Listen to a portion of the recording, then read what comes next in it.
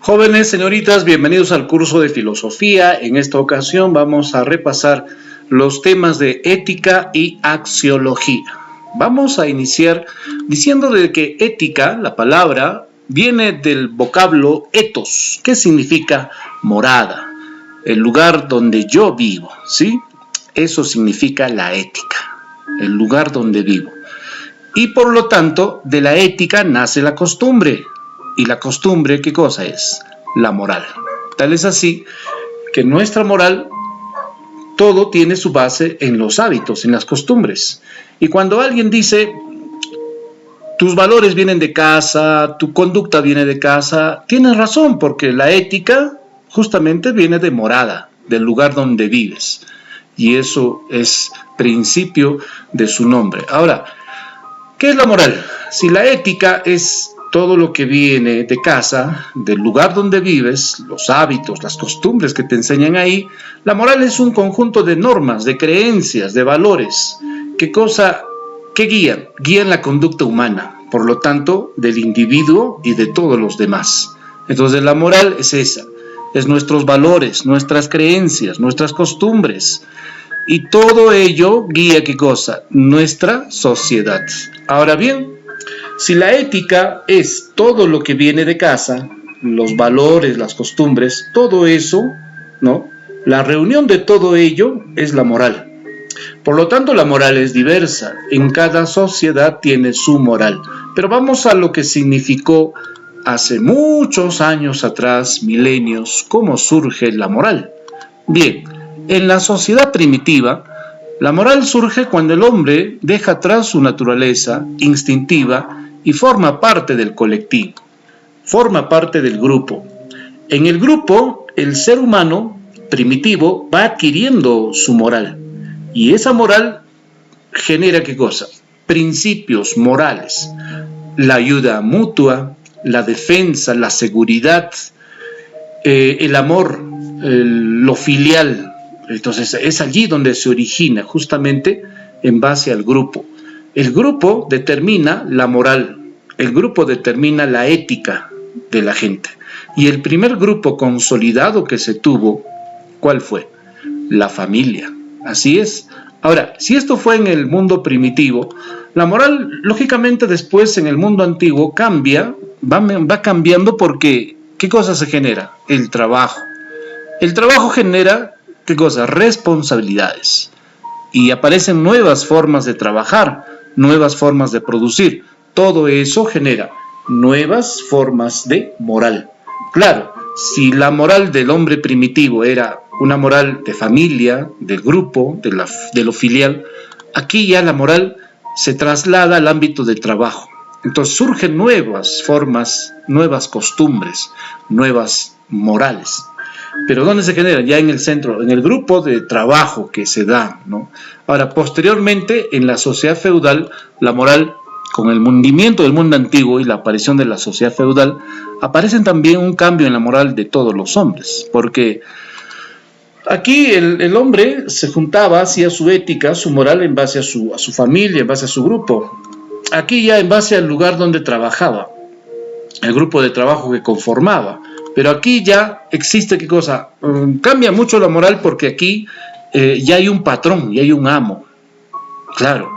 Y ese amo, ¿qué cosa? Distingue la explotación del hombre por el hombre. En la sociedad feudal ya existían patrones. Y estos patrones llegaron incluso a esclavizar seres humanos. Entonces, miren, ¿cómo cambia la moral? ¿Cómo cambia la ética, no? Esa ética solidaria, esa ética ayudadora, esa ética de trabajo, de responsabilidad, cambia ya con el tiempo. Y sigue, porque la edad, por ejemplo, en la edad moderna, la moral ya, ¿qué cosa? Se distingue. ¿Por qué? Porque en esta edad surge la burguesía. La burguesía es una clase social dominante y que en esos tiempos era nueva. Y aquí ya cambia la moral, sí. Incluso aquí podríamos decir que surge, en verdad, lo inmoral. O sea, ¿Por qué? Porque se generan rompimientos de ciertas normas morales que en el pasado se respetaban y eran sagradas, ¿no? Y que se cultivaban de manera buena. Entonces, a medida que va avanzando, la moral cambia, la moral va renovándose, y lo que antes era moralmente correcto, hoy en día no lo es. Entonces, ¿qué es todos estos cambios que se generan en cada época? Se llama moralidad. ¿Qué es la moralidad? Es el conjunto de acciones morales, debidas o indebidas, y que hacen referencia a la puesta en práctica de cierta moral establecida. Entonces, si la moral es ya el conjunto de acciones morales, surgen diversas formas de moral, claro, y estas se categorizan lógicamente en que el individuo, ¿qué cosa? Genera acción moral. Nuestra acción moral es lo que nosotros hacemos, y de manera adecuada o inadecuada. Por ejemplo, cuando ustedes ven la imagen aquí, esto es una moral adecuada. Es la acción que la persona hace, es lo que su conciencia le dicta, y para eso hay una persona moral. Y esa persona moral eres tú, porque eres tú quien decide, ¿qué cosa? Hacer un acto moral o hacer un acto inmoral. Porque la moralidad, como ya bien habíamos repasado, ¿viene de qué? Viene de los hábitos de casa. Nuestra moral viene de las costumbres. Y cada pueblo tiene su costumbre, cada pueblo tiene su forma de hacer y ser las cosas. Entonces, lo adecuado o no adecuado es pues justamente en base a la persona moral. La persona moral es la que determina su moralidad. Pero esta persona tiene su moral en base a la costumbre, en base a la ética de su familia, de su casa, de su morada. Ahora, ¿cuál es la diferencia entre norma moral y norma jurídica? Esto es fundamental, porque la norma jurídica, ¿qué cosa es? Es el conjunto de reglas o preceptos que se imponen a la conducta de los seres humanos que viven en sociedad. Por lo tanto, las normas jurídicas son establecidas mediante una ley, o una carta magna o una constitución que tiene las leyes que han surgido producto de la moral antigua, media, moderna. O sea, de todos estos hábitos se han entremezclado y ha surgido, ¿qué cosa? La norma jurídica. ¿Qué cosa ayuda la norma jurídica? A establecer leyes, normas y reglamentos con los cuales se conduce una sociedad. Y en todo lugar tenemos reglamentos. En el aula tenemos reglamentos, unas normas de convivencia. En la institución educativa tenemos reglamentos. En la escuela hay reglamentos. En el lugar de trabajo hay reglamentos. Hay normas que dirigen un pueblo, dirigen una región, un país. Entonces las normas jurídicas son todo ese conjunto de reglas. Porque ¿qué pasa si no hay norma jurídica? ¿Qué habría? Desorden, caos. Entonces es la ley que te ordena y es la ley la que debemos respetar. O sea, las normas jurídicas están hechas para respetarse. ¿Y qué pasa si no respeto las normas jurídicas? Bueno, simplemente hay sanción, sí, porque las normas jurídicas todas son, ¿qué cosa? Son sancionadas su incumplimiento. Vayamos a establecer qué son normas morales. Las normas morales, en este caso, son imperativas, pero a diferencia de las jurídicas no son obligatorias. O sea, las normas morales dependen de ti, ¿no? Si las cumples o no. Es en base a tu moral, ¿no? O sea, las normas morales, por ejemplo, cuando tú te enamoras y se aman y deciden formar una familia, la norma jurídica te exige casarte de manera civil, pero la norma moral te exige, ¿qué cosa? Casarte de manera religiosa, pero no es obligatoria, no es obligatoria. En cambio, aquí el matrimonio civil es una situación de exigencia moral. Pero profesor, algunos conviven, ni se casan. Bueno, aún así la convivencia hoy en día está ya adjuntada a una norma jurídica.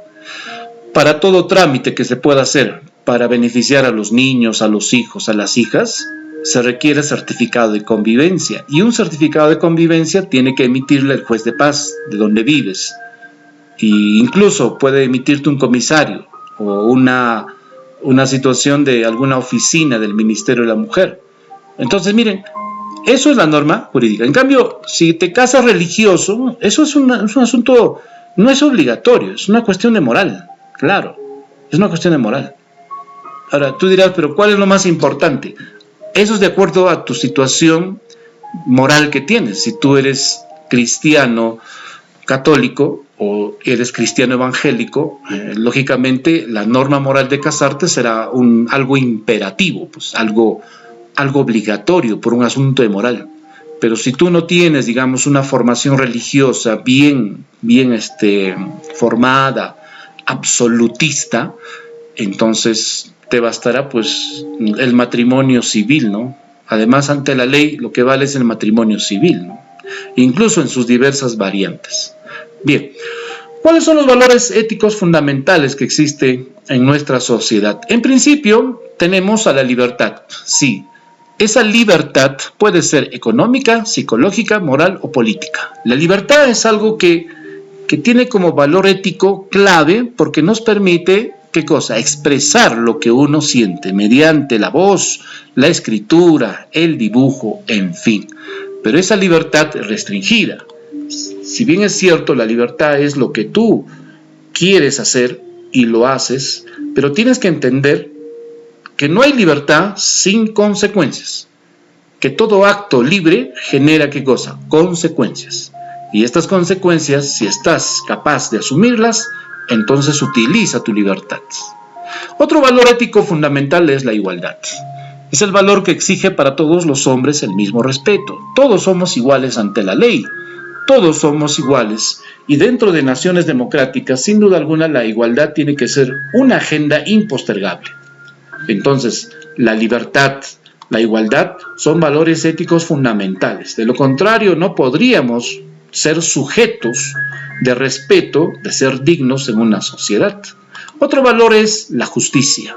Claro, es el valor que exige igual trato en el reparto de los bienes, las recompensas, los premios, los castigos, las privaciones, las excepciones que el grupo social realiza. Ahora bien, si un valor ético fundamental como la justicia no es practicado, lógicamente entonces tenemos una nación que no garantiza justicia, y una nación que no garantiza justicia no tiende a desarrollarse.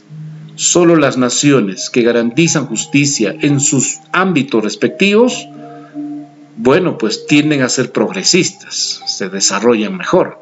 Entonces la justicia es una ética fundamental en todo Estado, en toda nación. Otro es la dignidad humana. Es el valor propio del hombre, es el máximo respeto que tenemos hacia nosotros. Ser dignos, es decir, respetar a la otra persona y por lo tanto también respetarse a uno mismo. La dignidad humana requiere algo fundamental en el individuo, conocerse. Y por lo tanto, al conocerse tendrá la capacidad de poder respetar al otro. Porque lo que somos como individuos, como personas, ¿no?, tiene su dignidad. Otro valor ético fundamental es la solidaridad. Y vaya, ¿qué haríamos sin la solidaridad? Y más aún en estos tiempos en que vivimos, porque la solidaridad es el valor que exige la cooperación, la colaboración, la ayuda de todos los hombres para la realización de la vida social. La solidaridad es un acto que nos hace humanos y que a veces lo olvidamos, ¿no? Y que a veces damos solamente, bueno, pues porque ya. No, la solidaridad es un acto que merece nuestra más digna atención, el ayudar a otros. Y no solamente con temas materiales, también incluye los temas espirituales. Entonces, estos valores éticos fundamentales que hemos repasado es vital para la convivencia humana. ¿Por qué? Porque mientras el ser humano, ojo, es libre, podrá desarrollar. Mientras el ser humano mantenga y luche por una sociedad de igualdad, también habrá progreso. Donde haya justicia, también encontrará, ¿qué cosa? Paz. ¿Para qué? Para lograr su respeto máximo hacia él o hacia ella y ayudarnos siempre. La ayuda social unos con otros es fundamental, no solamente en tiempos de crisis como ahora, sino también en tiempos normales. Ahora bien, hay doctrinas éticas. ¿Cuáles son estas doctrinas? Tenemos a quienes piensan que todo es felicidad. Los eudemonistas. Los eudemonistas sostienen que el principal criterio de la moral y base de la conducta es el anhelo de felicidad. Claro, ¿no? Para los eudemonistas dicen que no todos los tesoros son de oro y plata. ¿Ven? Entonces para ellos lo más importante es ser feliz. Es lo más que puede lograr cada ser humano. Otro, los estoicos. ¿Quiénes son los estoicos? Los estoicos, del griego estoa, que significa puerta o pórtico. Para el estoico, el fin de la vida humana es vivir de acuerdo a la naturaleza y a su destino. Uno de ellos, es su pensador, Zenón de Sitio, decía de que el pensamiento debe ser más fuerte que la materia y la voluntad más poderosa que el sufrimiento físico o moral. Los estoicos son personas que se sacrifican, que entregan todo a favor del otro. Sí, su ética, su forma de comportarse es esa. Claro, si para el eudemonista todo lo hace para lograr la felicidad, en el caso del estoico, ¿sí?, del estoico, lo hace sacrificándose, se sacrifica. Así que cada uno tiene su ética. Vayamos a repasar ahora a los hedonistas. ¿Quiénes son los hedonistas? Para el hedonismo, del griego hedone, significa placer. Para esta doctrina, lo bueno, el bien, es el placer. Sí. Y por lo tanto, los seres humanos son motivados únicamente por el deseo de obtener placer y evitar el dolor, nos dice Jeremy Bentham, uno de los principales representantes del hedonismo. Entonces, para ellos, todo lo que hacen, y lo hacen, es porque obtienen placer. Y ellos piensan de que el individuo, la persona, está aquí, ¿para qué? Para evitar el dolor. Vivimos para evitar el dolor. Y vivimos para obtener más placer. Eso es su ideal de vida. Entonces, como verás, ya tú identifica qué ética es la que tienes mayormente. Si para ti la vida es ser feliz, si para ti la vida todo es placer, o si para ti la vida es sacrificio, entrega, servicio. Pero vayamos a conocer más doctrinas éticas. Tenemos a los utilitarios. La ética utilitaria dice, la felicidad de cada uno depende de los demás. A medida que logro la felicidad de los demás o del conjunto, puedo lograr la felicidad propia. Lo bueno es útil para lograr alcanzar la felicidad, pero lo malo es inútil para lograr la felicidad. Entonces, los utilitarios solo consiguen felicidad si es que son útiles, porque mi felicidad depende cuán útil sea a los demás. Si no soy útil a los demás, al grupo, a la sociedad, entonces no sirvo, pues. Ustedes han escuchado la famosa frase, ¿no? El que no nace para servir, no sirve para vivir. Ajá, eso es utilitario, pues. Eso es una ética utilitaria. Es una doctrina ética utilitaria. En cambio, ¿qué diría el estoico? No, sin sacrificio no hay éxito, ¿sí o no? Sin esfuerzo no hay victoria. Ajá, esa es su ética del estoico. ¿Y cuál sería su ética del hedonista? Ah, claro, mira, si yo trabajo, si yo estudio, todo sea para viajar, para hacer fiestas, para vivir bien, ¿no? Entonces, su ética es el placer, pues, ¿no? Y el eudemonista, él busca la felicidad. Todo lo que le genera felicidad, ella o él lo hace. Entonces, como verán, ahora yo les digo, ¿cuál es tu ética? ¿Cuál es tu forma de comportarte? ¿Cuál es? ¿Eres un utilitario? O sea, aquel que piensa que mientras sirvo y soy útil a una humanidad, es posible que yo pueda ser, ¿no?, mi objetivo de vida. Soy estoico, me gusta sacrificarme por mi familia, por mis hermanos, ¿no?, por mi colegio, en fin. O eres alguien que lo toma todo felicidad, o eres alguien que le gusta el placer, ¿no? Bueno, cada uno quizás tiene su punto, ¿no? Su punto de que a veces tú digas, yo por momentos soy feliz, por otros momentos me gusta el placer. en algunos casos, ¿no? Soy sacrificado, y en otras también sí, pues no, si no sirvo a la sociedad, al final yo estudio para servir a alguien, ¿no? O a algo, al final. Bueno, aparece Immanuel Kant y nos enseña algo importante, la ética formal, que es la mejor de todas las éticas. Bueno, para Kant dice, obra de tal modo que trate siempre a la humanidad como un fin y nunca como un medio, dice Kant, ¿sí? Para Kant dice, hay que primero pensar, sí, pienso, y luego hay que sentir, dice, y después hay que actuar. Miren, esto es algo importante, ¿eh? La ética formal es cuando tú piensas, sientes y luego actúas. Es lo mejor. O sea, no es bueno que, ya pues no, o sea, no es bueno que seas tan utilitarista, pues no. Tampoco es que te sacrifiques y a cambio nada, ¿no? Ahora, tampoco tomar simple las cosas y decir que todo está feliz, que todo está bien, ¿no? O tampoco es, todo es placer, ¿no? Y evitar el dolor. Kant nos enseña esta ética formal. Pienso, siento y actúo. Es lo mejor. Es la mejor ética a la cual hemos llegado estos días, ¿no? Pensar, sentir, actuar. Es lo mejor que nos enseña la ética. Bien, vayamos ahora a repasar la axiología. ¿Qué es la axiología? Y tú sabes muy bien qué es la axiología. La axiología es la rama de la filosofía que estudia los valores, sí. Deriva del francés axiology, que se forma a partir de los griegos, que significa valor. Quiere decir, es el estudio, teoría de los valores. El hombre dice, cuando se relaciona con su medio social, con su entorno, se va a dar cuenta y conciencia de él. Y lo va a tomar de dos posibles modos. Primero dice, acto de experiencia contemplativa. Es cuando el sujeto no se pone ni a favor ni en contra, solo se da cuenta de la existencia de los objetos, ¿sí?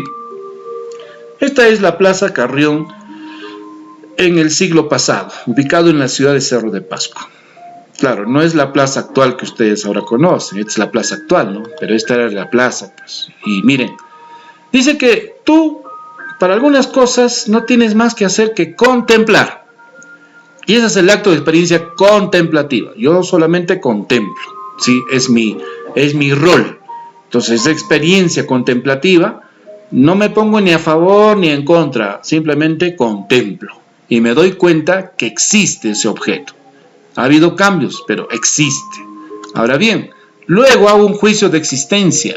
El juicio de existencia es aquel juicio en el cual el predicado solo se hace referencia a las características, a las propiedades primarias o secundarias del objeto, ¿sí?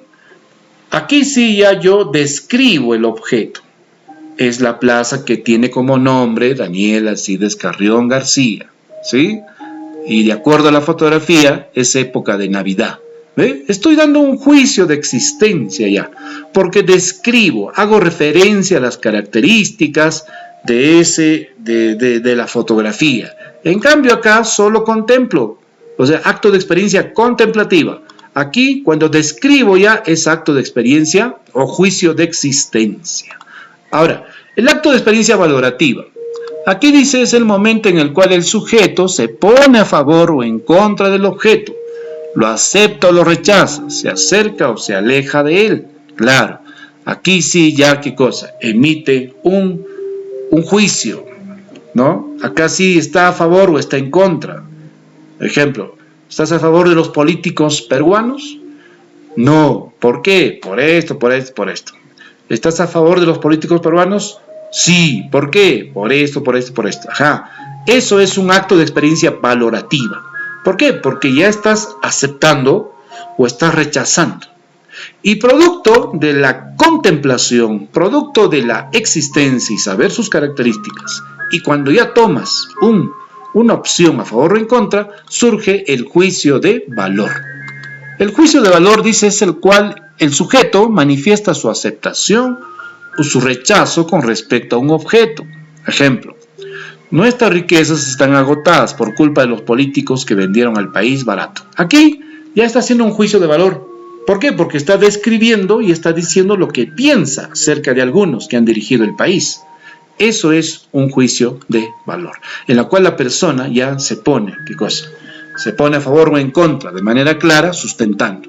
Entonces, todo este procedimiento, ¿no?, de contemplar, emitir juicios de existencia, ¿no?, hacer actos de experiencia valorativa, emitir juicios de valor, todo eso es ya cómo nosotros nos adentramos dentro del mundo de la axiología. Ahora, para que haya axiología se requiere algunos componentes importantes. Uno de ellos es el sujeto.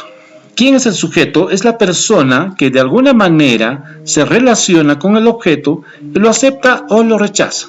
En principio, ¿quiénes son los sujetos del acto axiológico? Todas las personas. Tú, yo, sujeto. Pero este sujeto dice, para que emita algo a favor o para que haga algo en contra, lo hace teniendo algunos componentes. Son el componente afectivo. El componente afectivo dice, esta aceptación o rechazo del objeto según su valor está influenciada por la relación afectiva que puede tener la persona con el objeto. ¿Sí? Entonces, para que el sujeto aprecie algo, odie algo, un componente clave es ¿qué cosa? El afectivo. Claro, el afectivo. Otro, el sujeto dice, acepta o rechaza cualquier acto, tiene que tener un elemento, un componente activo. ¿En qué consiste el componente activo? Es el conjunto de necesidades, intereses, motivos, que dentro de su actividad van a orientar la valoración del sujeto. Claro, es decir, todos tenemos un motivo, todos tenemos un interés por el cual hacemos algo. Y eso se llama, en axiología, un elemento que te mantiene activo, el por qué lo haces, ¿no? ¿Por qué tienes que estudiar? ¿Por qué tienes que trabajar? ¿Por qué tienes que hacer lo que haces? Porque siempre hay un interés, siempre hay una necesidad y siempre hay un motivo. Es lo principal dentro de la existencia. Ahora bien, también hay un asunto intelectual. ¿A qué se refiere con el asunto intelectual? Dice, discernimos el valor de una cosa a través de un objeto racional, que es reflexivo, por medio de nuestra capacidad racional. Evaluamos los pros y los contras que hay en el objeto y con relación a los demás. Significa que todo lo que nosotros hacemos, tenemos la capacidad de discernir, o sea, de poder saber si lo que hacemos es malo o lo que hacemos es bueno. Entonces tú tienes la edad ya suficiente para saber discernir. O sea, tú ya sabes cuándo haces una acción mala, cuándo haces una acción negativa. Entonces, ese acto intelectual merece sustento. Y muchas veces, pues, tendrás tus razones, ¿no?, por las cuales te comportas de una manera negativa o te comportas de una manera positiva. Entonces, ¿quién nos da ese elemento? El elemento intelectual nos brinda. Ahora, si hay un sujeto, y este sujeto ama, odia, se resiente, admira, en fin, y este sujeto todo lo que hace es por un interés, una necesidad, una motivación, y tiene su rollo, tiene su razón de ser, por qué lo hace, entonces hay un objeto también. ¿Quién es un objeto? ¿O qué es un objeto? Es todo hombre, animal o cosa, es decir, todo objeto concreto o toda situación, circunstancia o idea, es decir, todo objeto abstracto. Ajá, entonces, si hay un sujeto, hay un objeto. Y ese objeto, ojo, ¿ya?, es todo lo que nosotros como seres humanos valoramos. Por eso que la palabra valor viene del latín valere, que significa ser fuerte. El valor es una propiedad de las cosas y de las personas. Y se puede valorar algo de acuerdo a sus criterios estéticos, sociales, costumbres, en fin, diversas formas para poder entender.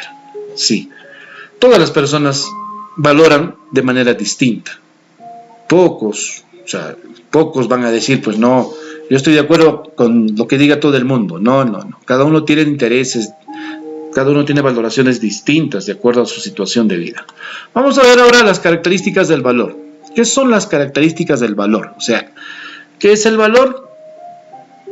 ¿Y cuáles son sus características? Tenemos, los valores son objetivos, es decir, existen independientemente del sujeto y están fuera de toda apreciación, y si lo hacemos no se debe alterar su esencia, para nada, ¿sí? Bien, el valor es objetivo. Segundo, el valor es polaridad. ¿Por qué? Porque todo valor tiene su contravalor. Si hay bondad, hay maldad. Si hay amor, hay odio. Entonces, todo tiene su polaridad. Los valores también tienen jerarquías, es decir, damos importancia a otros valores más que a otros. De todas maneras, ¿cierto? Claro, ¿por qué? Porque tiene jerarquía, pues jerarquía. ¿Qué más?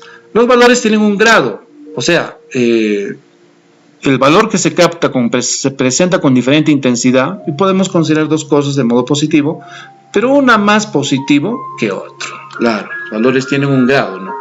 No amamos a todos por igual, pues, ¿no? Cuando le preguntamos a los padres que tienen 3, 2 hijos, le preguntamos, ¿a qué hijo amas más? El padre siempre va a decir a todos. Eso es relativo, ¿no? No, siempre ama a uno más, solo que nunca lo va a decir, pues, ¿no? Eso es para él o ella nada más. ¿Por qué? Porque hay un grado de valoración. Es similar a tus amigos, tus amistades.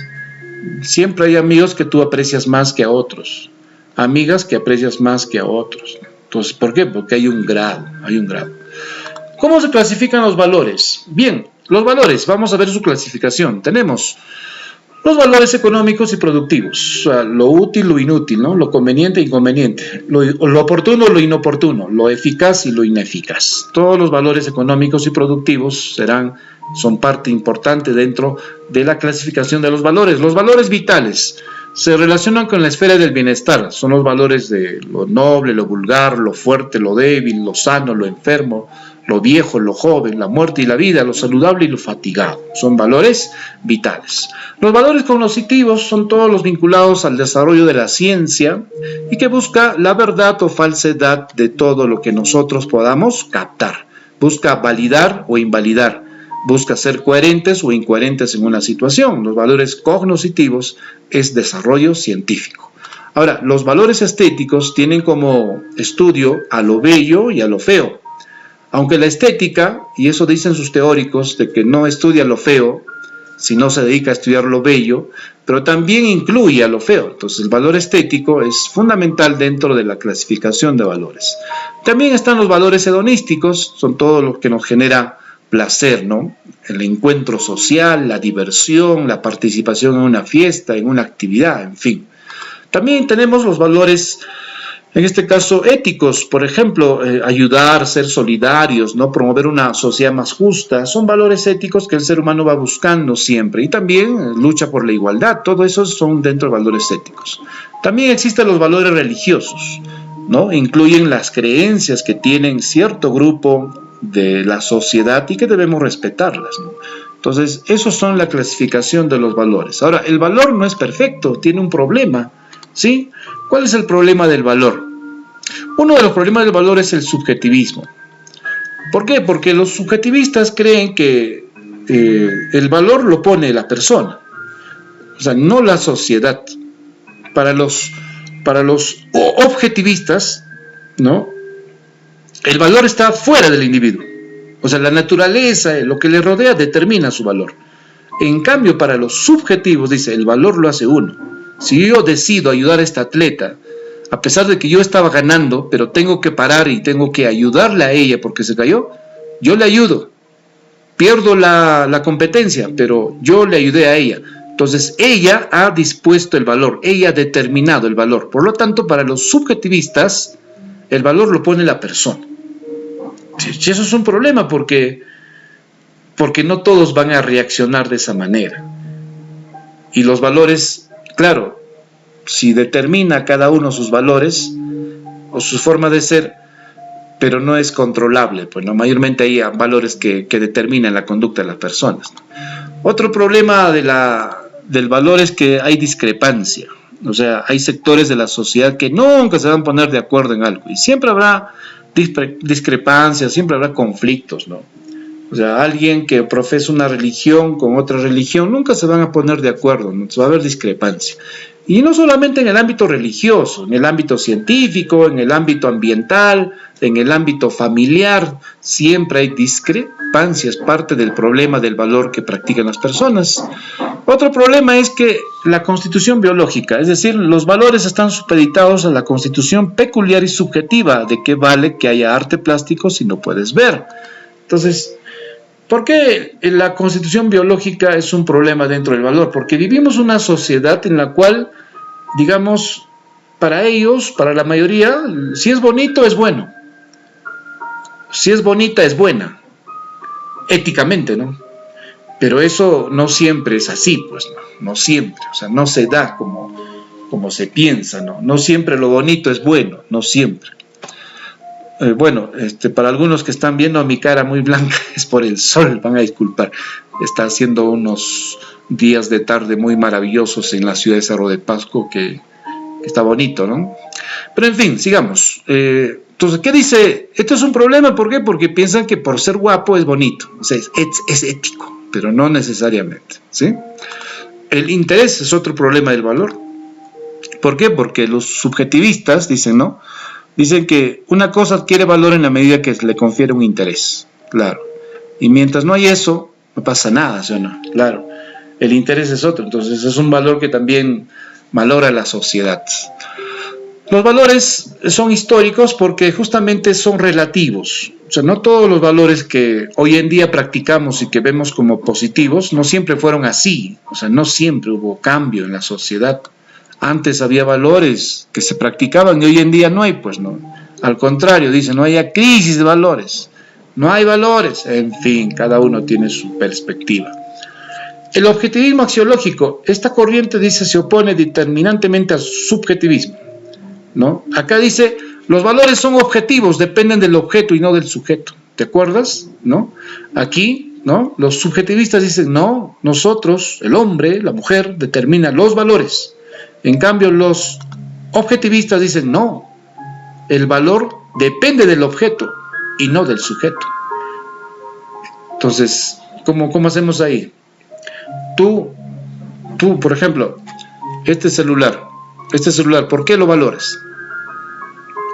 Es un objeto, sí, pero ¿por qué lo valoras? Lo valoras, bueno, porque te regaló alguien especial, por eso lo valoras, entonces tú determinas el valor, o te determina a ti. Supongamos que te ha costado 3,000 soles este celular. Ya porque, es que costó caro, entonces no, entonces mira, tú estás dependiendo del objeto, por el grado de interés que te ha costado, ¿ve? Entonces los valores objetivistas, subjetivistas siempre están en permanente lucha. Otro es el estructuralismo axiológico. ¿Qué dicen ellos? Que hay una estructura de valores que tenemos que aceptar, ¿no?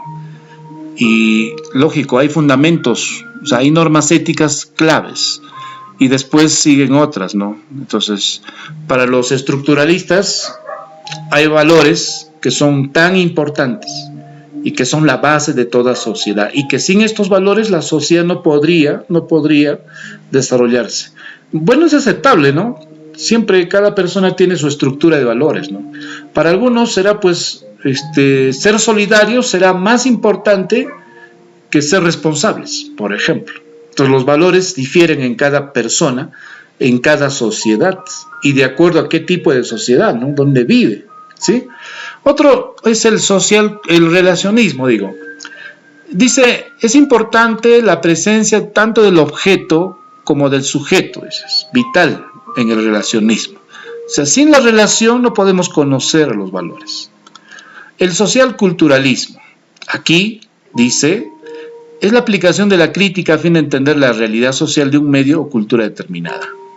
Los valores se generan en base a la sociedad donde vive, en base a la cultura donde se desenvuelve, es decir, donde se relaciona. Por lo tanto, el social-culturalismo depende de los valores, ¿no? Provienen de la sociedad en la cual has tenido costumbres, te has relacionado y de allí.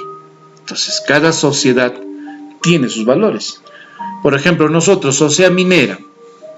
Las sociedades mineras no siempre son muy... O sea, a diferencia de las sociedades campesinas, las sociedades mineras son muy pragmáticas, ¿no? Son muy utilitaristas. En cambio, las sociedades campesinas, las sociedades del entorno agrario, son más solidarias. Por ejemplo, el valor de la solidaridad en sociedades mineras no es mucho, ¿eh? Incluso en su cultura, ¿no? La danza, por ejemplo, nuestra danza, la chunguinada, es una danza en la cual pues se baila y se expresa, pero al final, ¿qué es en el fondo? Es una especie de egolatría, ¿no? El ego. En cambio, las danzas agrarias más impulsan valores, ¿qué cosa? Valores de ayuda, de solidaridad. Entonces depende de dónde vives para decirte cuáles son tus tipos de valores, ¿no? Y el naturalismo axiológico, que dice que el valor no se encuentra en nuestra conciencia, sino en el mundo real o natural. Es decir, los valores dependen de dónde vives. Sí, tu práctica, tu creencia en los valores depende de dónde vives. Y a veces, pues, cuando vivimos en el Ande somos más conservadores, ¿has notado? Y cuando te vas a la selva te vuelves más liberal. Te vas a la costa, recontra liberal en cuanto a tus valores. Entonces dicen ellos, dice que los valores están determinados por el mundo natural, o sea, por donde vive. Si el hombre vive en una sociedad en la cual todo es competitivo, no hay respeto, el fin justifica los medios, entonces el hombre se vuelve una máquina de poder eliminar y no le importan los valores, con tal de eliminar a la gente y lograr el éxito. Entonces dice, el naturalismo es así, ¿no? Y bueno, pues como verán, cada uno tiene sus diferentes perspectivas. Vamos a la evaluación del tema el día de hoy. A ver, espero que hayas repasado y vamos a la primera pregunta. La rama de la filosofía que estudia los valores, ¿cuál es? Facilito, ¿eh? Axiología, ética, estética, antropología, todos los anteriores. ¿Qué rama de la filosofía estudia los valores? Muy bien, la axiología. Pregunta fácil, ¿cierto? Vamos a otra. Es una característica del valor que relaciona a conceptos opuestos. Ajá, cuando hay oposición, ¿cómo se llama? Odio, amor, ya, ¿cómo se llama? Objetividad, grado, jerarquía, subjetividad o polaridad. Bien, la respuesta, ¿cuál es? ¿No? A este asunto de los conceptos opuestos, ¿cómo se llama? Polaridad, claro, la polaridad es cuando hay amor y odio, ¿no? Vida, muerte, acción, reacción, todo tiene, dice, su contra, su contrario, eso es polaridad. Siguiente pregunta. Marco, cuando habla sobre la importancia de la salud y la buena alimentación, ¿a qué valores se está aludiendo?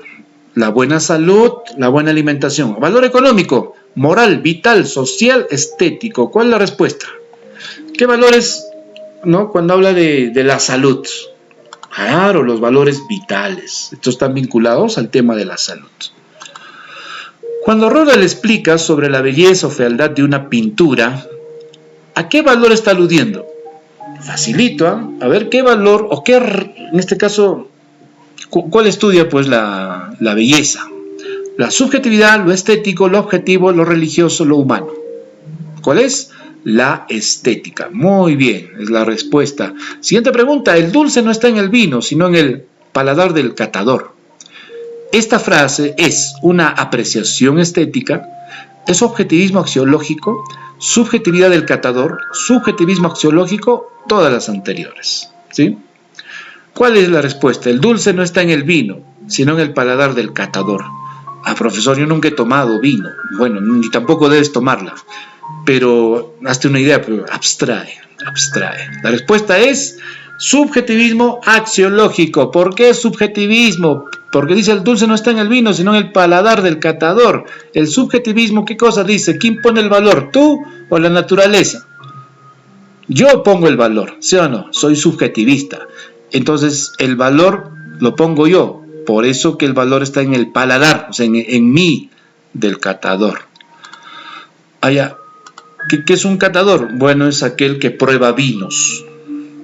Y es como un árbitro que dice, ¿no? Este vino está mejor, este vino es súper mejor, este vino es súper archi mejor. Sí, es toda una profesión en otros países, incluso en otras regiones, ser catadora, porque depende de su paladar, para que él diga qué vino es de calidad y qué vino es algo que no merece probarlo. Bien. La norma moral se diferencia de la norma jurídica, ¿por qué? La norma moral es subjetiva objetiva, acuerdos sociales, producto de las leyes. ¿En qué se diferencia de la norma jurídica? Dice la norma moral. Muy bien. En que es subjetiva, es decir, para algunos será 4, para otros será 3, ¿no? Para este, acá dice hay 3. Para este, ¿cuánto hay? 4, ¿cierto? Por eso es subjetiva. Significa que la moral no es objetiva.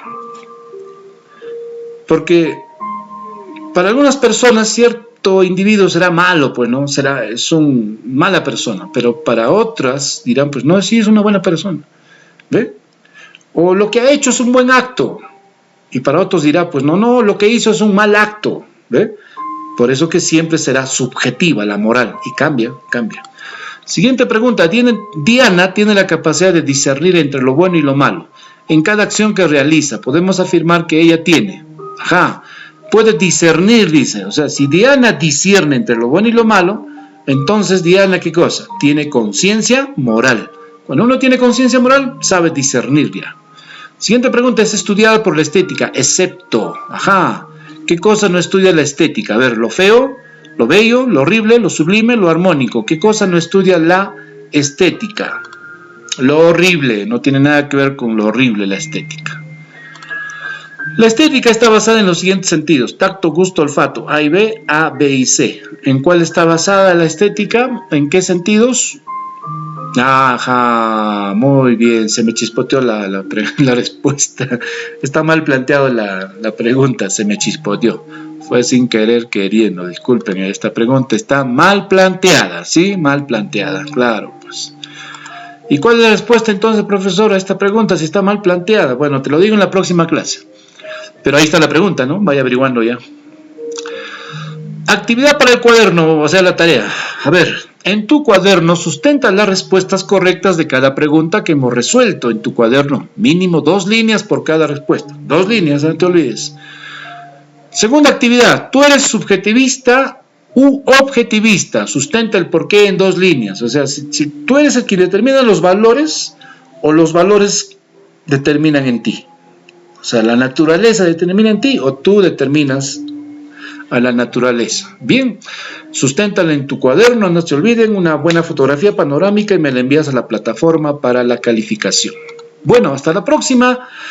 Pásenla bien, hay que cuidarse estos días más aún y espero verlos muy pronto.